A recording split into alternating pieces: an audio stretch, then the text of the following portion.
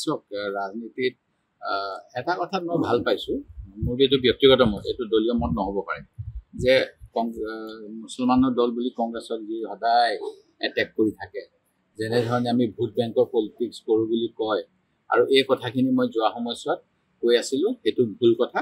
যেতিয়া কংগ্ৰেছ আৰু অন্য দলৰ কথা আহে, মুছলমানৰ সংখ্যালঘুৰ ভোট একচেটিয়াভাৱে কংগ্ৰেছে পোৱাৰ কোনো নজিৰ নাই।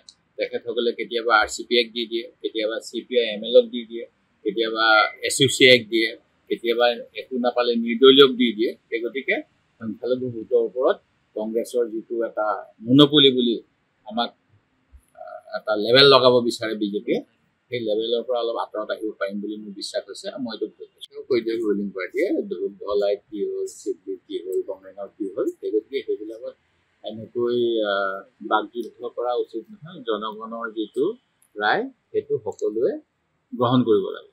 মই অসম গণ পৰিষদ, UPPL আৰু ভাৰতীয় জনতা পাৰ্টি তিনিজন মুঠতে 5জন বিধানসভালৈ নতুনকৈ সদস্য নিৰ্বাচিত কৰিব পাৰিলে, আৰু আমি ফলাফল ভাল কৰিব নোৱাৰিলোঁ।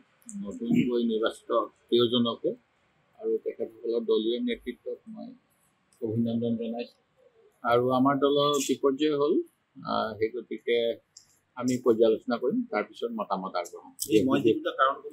ব্যক্তিগতভাৱে তেনেকুৱা কথাটো এতিয়া মই একো মন্তব্য নিদিওঁ, দিয়া উচিতো নহয়।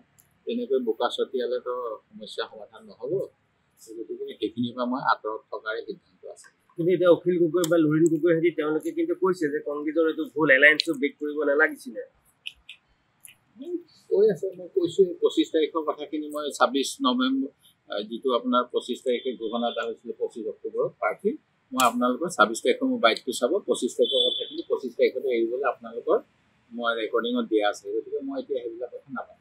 কিন্তু মুখ্যমন্ত্ৰীয়ে এতিয়া এই কথা আনিব নালাগিছিল। কাৰণটো হ'ল যে